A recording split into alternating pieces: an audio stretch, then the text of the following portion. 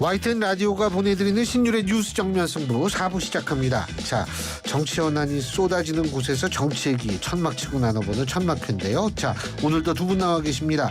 조청래 전 여의도연구원 부원장이십니다. 어서 오십시오. 안녕하세요. 조청래입니다. 예, 그리고 더불어민주당 조기현 법률위 부위원장이십니다. 안녕하십니까? 네, 안녕하세요. 예, 이 얘기부터 해야죠. 미국 정보당국이 이 도청 의혹이 지금 이제 그 보도가 된 거죠. 근데 이제 우리 뭐 미국, 프랑스, 이스라엘 뭐 다 해당 문건의 상당수가 위조됐다 이렇게 딱 결론 내렸단 말이에요. 어떻게 보십니까, 조 변호사님? 그러니까 이게 대통령실의 공식 입장이 오늘 나온 건데요. 예. 김태호 1차장 통해 가지고 이 의미가 정확히 뭔지 모르겠어요. 지금 뉴욕타임즈가 최초 보도했던 도청이 없었다는 얘기인지 나와 있는 문건의 진위물을 얘기하는 건지 모르겠고요. 어쨌든 지금도 미국 현지의 주요 언론의 보도는 미국 당국자들의 얘기는 나가지 않았어야 될 공식 문서가 나갔다. 그 보도 자체, 그러니까 이 감청이라고 얘기하는 도청의 내용이 있었다는 부분은 부인하지 못하는 상황인데요. 지금 우리나라 대통령실은 미국의 이 도청 부분의 문제를 삼지 않고 그 내용으로 프레임을 전환하려는 것 같아 보여요. 이 사안 자체는 어쨌든 동맹이라고 하는 미국의 국가안보국이나 CIA가 동맹국인 한국 정부의 국가안보실을 도청했다는 이 사실 자체입니다. 여기서부터 시작을 해야죠. 그리고 안보상 문제가 되는 나온 문건의 진위 여부는 그 다음 차원의 문제이고 도청했다는 것 자체에 대해서 미국의 문제 제기를 하고 이 진위를 파악을 요구하고 사실상 미국이 부인하지 않는다면 사과를 요구하고 여기부터 시작을 해야 되는데 오히려 지금 미국 언론이 걱정하고 있는 그러니까 이 문제로 인해서 뉴욕타임즈의 보도의 끝에는 뭐라고 붙어있냐면 동맹관계 훼손이 우려된다는 보도가 미국 언론에서 나오고 있는데 그것을 우리 정부가 오히려 미국 정부의 입장을 대변해서 걱정을 하고 좌불안석이 되고 있다는 게 우스꽝스러운 상황인 것 같습니다. 지금 우리 정부는 우리 대통령실, 국가안보실이 도청됐다는 이 사실 자체에 대해서 이 문제를 어떻게 해결할지에 대한 입장을 내놔야 된다고 봅니다. 예, 조청래 부위원장. 아니 지금 대통령실의 입장은 이거 아닙니까? 사실관계 확인을 하겠다라는 거고요. 실체 확인을 해야죠. 실체 확인을 하고 그다음에 받아야 될 자료가 있으면 요청해야죠. 그다음에 우리의 보안 체계를 전면적으로 점검하는 것도 있어야 되고요. 뭐 그런 수순으로 갈 건데 지금 얘기의 핵심은 뭐냐면 미국의 뭐 지금 말씀하신 부분과 관련해서 말씀드리면 미국의 지금 언론이나 전문가들도 일부 문건들이 조작된 의혹이 있다라는 걸 얘기를 하고 있지 않습니까? 특히 러시아 우크라이나 전쟁에서의 전사자 숫자가 완전히 뒤바뀌어 있다 이런 얘기를 하고 있고요. 그리고 뭐 프랑스는 군대 보낸 적도 없는데 거기 진주하고 네네. 있다 뭐 이런 그래서 거. 진위 문제, 조작 문제가 나오고 있고 그다음에 지금 대통령실에서 오늘 밝힌 내용 중에는 회의를 통해서 지금 도감청 의혹 문건에 나오는 그런 내용을 논의한 적이 없다. 그런 표현을 한 적이 없다라는 얘기를 분명히 밝히고 있고요. 그다음에 프랑스라든가 이스라엘에서도 도감청 문건에 나오는 부분이 사실이 아니라고 얘기하고 있기 때문에 우선 진위 문제가 사실 규명 뭐 미국 측에다 확인을 요청해야죠. 진위 문제를 밝히고 그다음에 이게 지금 혹시라도 동맹국 간의 이간질을 통해서 이득을 취하려는 세력에 의한 뭐 이런 책동 아니냐라고 하는 부분까지 포함해서 종합적으로 고려해서 가야 될 부분이 있기 때문에 대통령실에서 그런 입장을 밝혔다고 저는 그렇게 생각합니다. 네. 아니 근데 뭐 또 한편에서는 지금 이게 도감청이 이루어진 게 이게 대통령실을 이전했기 때문이다. 동의하십니까? 그 부분까지도 분명히 좀 확인을 해야 된다고 봅니다. 그래서 대통령실 용산 이전 당시에 그 지금 뭐 민주당 의원 정보위 의원 같은 경우에 이 도청 문제가 발생했다는 경고를 그때 아마 국방부 장관 청문회에서 아마 물었던 얘기고요. 상당히 보안에 취약할 수 있다는 문제 제기를 이미 그때 했습니다. 근데 대통령실이 부인한다고 하더라도 대통령실의 NSC 관련된 안보실장과 외교 비서관 간의 대화의 내용입니다. 그러면 장소가 어디 뭐 대통령실의 지하 벙커가 감청이 된 건지 아니면 둘만의 어떤 다른 대화가 도청이 된 건지 여러 가지 그 의문이 제기될 수는 있는데 어쨌든 청와대 지하 벙커 수준의 보안 시설을 갖추기에는 시간적으로 당시에 이전의 여러 가지 상황을 고려했을 때 불안했었고 도감청이 이루어질 수 있는 위험이 있다는 경고도 분명히 있었기 때문에 이 결과가 나왔다고 하면 지금 대통령실은 그 진위 파악을 그 내용이 위조됐다는 이쪽이 아니라 적어도 미국 유력 언론에서 이런 보도가 나왔고 미국이 부인하지 않는다고 하면 이게 어디를 통해 도청이 이루어졌는지를 확인을 해야 되고 그 첫 번째는 당연히 대통령실이 돼야 된다고 보고요. 거기가 아니라고 하면 대통령실 안보실 주변인지 아니면 어떤 제3의 어떤 다른 장소인지 확인을 해야 되죠. 이걸 확인하지 않고 넘어간다면 이후에 계속적인 도청이 이루어진다고 했을 때 국가안보에 심각한 누수가 생긴 거 아니겠습니까? 사실이 아니다라고 그러는데 어떻게 확인하겠어요? 이제 그렇게 하고 넘어가면 근데 또 더 심각한 이 문제를 이렇게 넘어갈 문제가 아니라고 보는 거죠. 예. 근데 제가 볼 땐 그렇습니다. 이런 사안이 벌어졌으면 당연히 점검은 합니다. 안 하겠습니까? 점검을 하고 전문가들이 다 따져보고 장비도 보고 그다음에 창문이나 벽에 있는 도청 뭐 필름이나 장치들 다 재점검 들어갈 텐데요. 이 부분을 일일이 설명할 수 없는 측면이 있다는 말씀을 제가 좀 드리고 싶고 그다음에 지금 대통령실도 그렇고 우리나라 국방부도 그렇고 보안 전문가들이 있습니다. 그 제일 처음 나온 반응 중에 하나가 용산 대통령실의 보안에 그다지 그렇게 생각하는 것만큼 지적하는 것만큼 취약하지 않다고 얘기했잖아요. 지금 뭐 민주당이 무슨 일이 있을 때마다 용산 이전 가지고 계속 이렇게 정쟁화 시키는데 제가 볼 때는 용산 대통령실이 물론 이전하는 기간은 짧았지만요. 이게 무슨 일반 민간인이 쓰던 건물에 들어간 것도 아니고 국방부 우리 군이 쓰던 보안시설물에 들어간 겁니다. 들어간 것이고 그리고 대통령실이 일종의 지금 집합 건물이기 때문에 예전에 청와대처럼 무슨 대통령 계신 곳이나 안보실 비서실이 이렇게 나누어 있지도 않습니다. 그러니까 기간이 짧았다 하더라도 대통령실을 옮기면서 보안 전문가들이 관련된 설비를 안 하고 갔을 리가 있겠습니까? 그리고 서로 지금 말씀하신 것처럼 문제가 없다 하더라도 다시 점검에 들어갈 게 분명하거든요. 그러니까 민주당의 몇몇 의원들이 뭐 군 출신이나 보안 전문가라고 말씀하시는데 그럼 이참에 그런 보안의 우려를 좀 해소할 수 있는 건강한 방안이나 조언들을 좀 해 주시면 어떨까요? 자꾸 그렇게 비판만 하지 말고. 그런 조언들을 지금 하고 있는 거죠. 왜냐하면 아니 조언이 아니라 옮긴 게 잘못됐다고 계속 얘기하고 있잖아요. 옮긴 게 잘못된 게 그 비판을 넘어서 이미 이제 대통령실 이전이 됐기 때문에 보안이 취약할 수 있다는 문제 제기가 된 거니까 이전 당시 그 막 사진들 이런 걸 제시하면서 보안 원칙상 큰 문제가 생길 수 있다는 거를 그때 제기가 됐었습니다. 왜냐하면 벽체 공사라든가 창문 공사라든가 이런 게 일반에 그대로 노출된 사진들이 있었거든요.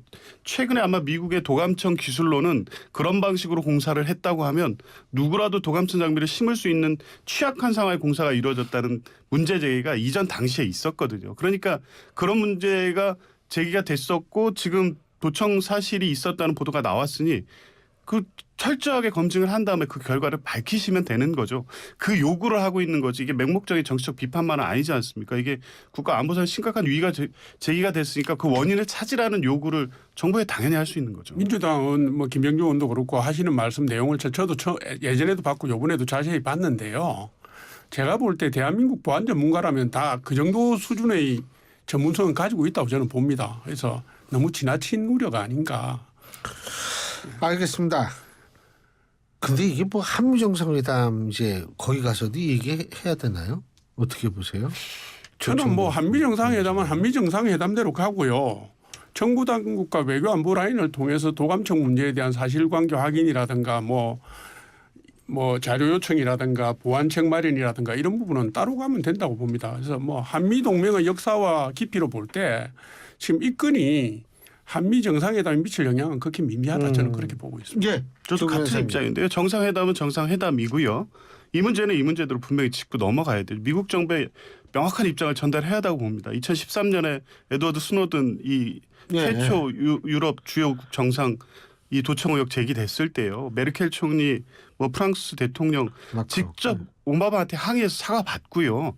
대사 조치해가지고 외교적 조치 다 했습니다. 그리고 오바마 대통령으로부터 향후하지 않겠다는 약속까지 받았고요. 그 뒤에 독일이나 프랑스, 뭐 덴마크, 대상국과 미국 간의 어떤 외교 관계 문제 생겼습니까?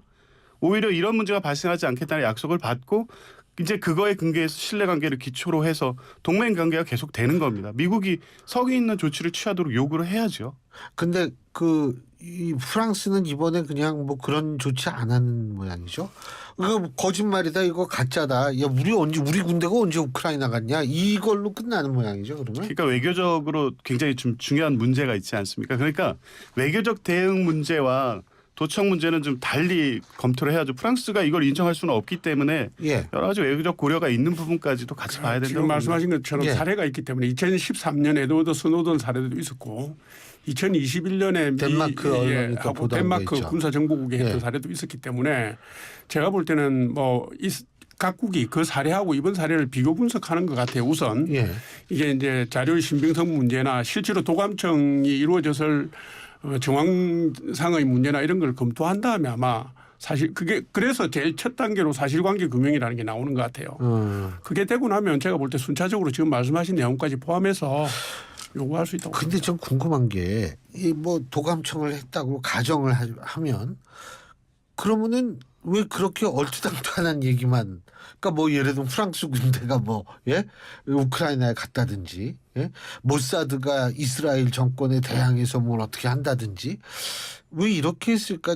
전 사실 그 내용을 보면 우리도 뭐 좀 문제가 될 수 있지만 이스라엘이 더 큰 문제가 될 수 있는 상황이라는 생각이 들거든요. 왜 그렇게 했는지 그게 궁금해요. 만일 그게 도감청 자료라면. 그래서 이게 뭐 어떤 의도가 있지 않나라는 얘기들이 많이 나오죠. 그렇지 않습니까? 네. 진짜 지켜봐야 될 것 같고. 자, 다음 얘기 넘어가죠. 뭐냐면 바로 전광훈 목사의 최근 행보를 놓고 있는 놓고 설전을 지금 벌이고 있는 건데요.